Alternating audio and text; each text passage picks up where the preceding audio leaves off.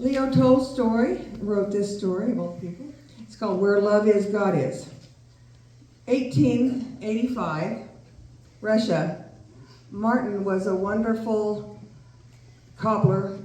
He took care of so many shoes and sewed their uppers and their leathers and their lowers. And he lived in an apartment complex that was a tall building, but at the bottom was his apartment in the basement. They had one window. He could see who was walking by because he had done their shoes. His wife had died. His children had died in infancy. But the story starts where he has one child living. He's 3 to 4 years old, and he's doing his leather work. And people came to Martin because he had good leather and he did good jobs. And he was promised, if he promised he would have it done, he would have it done. He would tell them if he couldn't have it done. He was a respected member of the community of the trade of cobbler. The sickness came through this village as well, and his son caught fever and died in a week.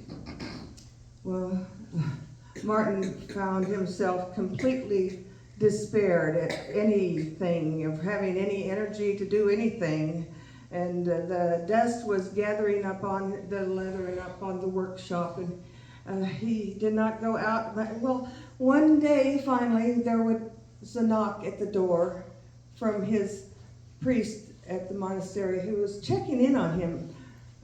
As he opened the door, he was glad to see him. I haven't seen very many people like, Martin, I'm here to visit with you, and how are you doing? We don't see anything of you. Well, my priest, I have to say, I would soon die myself. Sometimes I murmur against God, and I'm not a pleasant man of living any longer. But the priest, Martin, are you judging God for what you don't understand? Martin, you're to move on. You're still here, you're still here. Perhaps you're wishing for your own happiness. Martin, do you read? Yes, of course I read. Well, perhaps you could have this testament and try opening it, and you will find how God would have you to live. Well, thank you.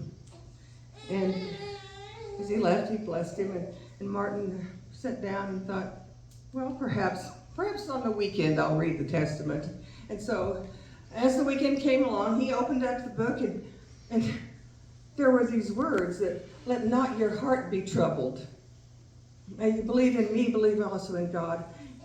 In my Father's house are many mansions. I go to prepare a place for you. He read, peace I leave with you.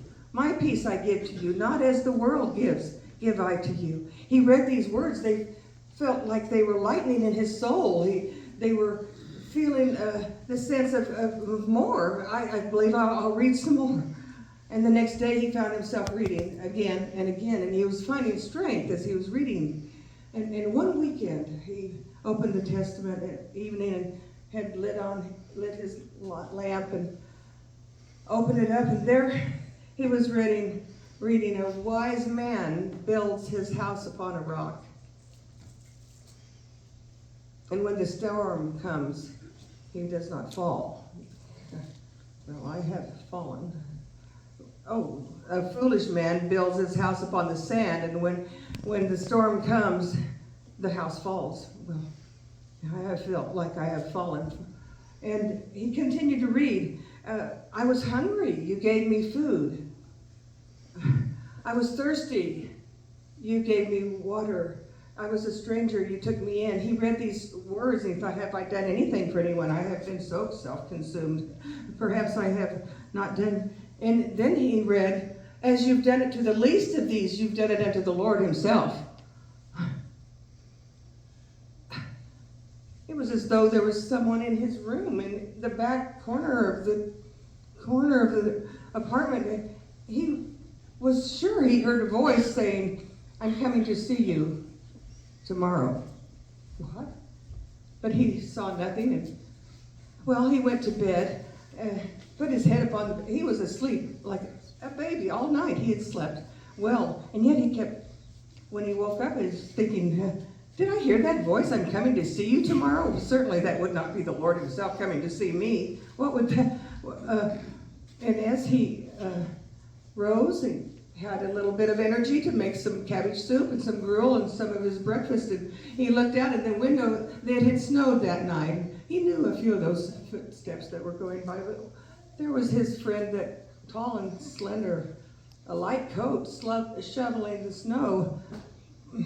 Well, I believe I'll finish up my breakfast, and he looked back again to see if the Lord might be coming, but yet that man was still shoveling the snow, and he thought to himself, perhaps he could use a little tea or breakfast or perhaps some gruel. So he went up the steps. Sir, would you like to come in? And I know I've taken care of you before with your shoes and so forth, but you look a bit chilled. Would you like to warm yourself? He was most grateful. Thank you. And as they sat down and they exchanged conversation, and Martin told him about these marvelous words he had heard. Let not your heart be troubled, and believe in me, and the peace I leave with you. And as Martin shared these words with this man cried himself. And he had his second helping of the gruel. And so it was that he blessed him and thanked him for warming him up that day. And Martin went back to dusting off his leather and looking out the windows and joking at himself, thinking, I'm looking for the Lord. And yet at noontime, there was this woman with a baby in the very light coat as well. They do look like a chill, like they had the chill. And so he went up the steps and, ma'am, would you like to come in and have some tea and maybe warm your baby a bit? And why don't you have a warmer coat? And as she came in and they sat down and they exchanged eating together, the woman said, you know, my husband went to the war, and 3 months he's been gone. I have not heard from him, and it was warm some days ago. I sold my coat, and this is what I have. Oh man, you can have my coat as well, and have some more of this cabbage soup and warm your baby.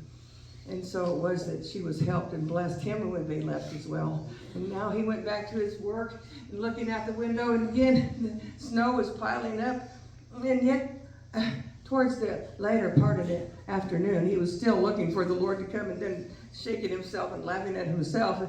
Yet there was a woman out there with a little boy. He had him by the hair. You little brat, what are you doing stealing my apples? And Martin ran up the stairs, dropping his spectacles, but he said, ma'am, what are you doing with this boy? He's stealing my apples, and I am to have this for my welfare, to take care of my own children. And he's stealing my apples. I will take him to the authorities. What are you saying, man? Do you not have children? You said you have children of your own. Perhaps he's hungry. Perhaps you could do something for this boy. He will take the authorities.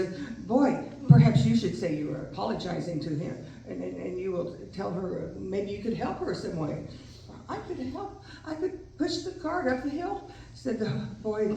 Well, the woman looked at the boy and said, yes, it would be very helpful if you could push the cart up the hill, and that will pay for your apple. And so they made some reconciliation together, and Martin came back down, picked up his spectacles. They were not broken. He saw the lamplighters were lighting the lights outside, and sat down at his desk again to read the Testament, the precious Testament that he had been reading. And as he lit his lamp, he heard again the words in the background. And was someone there? From the dark corner stepped out the man that had been shoveling the snow, and he vanished. It was as though he had been visiting, as though he had helped the Lord himself that day. The woman with the baby stepped out. It was as though she stepped out with her baby, and they vanished. And the cart and the boy and the woman stepped out, and they disappeared. And the words came to him that night. As you've done it to the least of these, you've done it unto the Lord himself. Amen. Amen. This is what the one another's were about. Yes. And this is what Randy talked of. I didn't know that's what you're going to talk about. I'd like to just pause for a moment and just think about this story and close your eyes if you would and ask in your own heart, how can God live through me? What is my calling? What would he have me to be to one another? Yes, ma'am.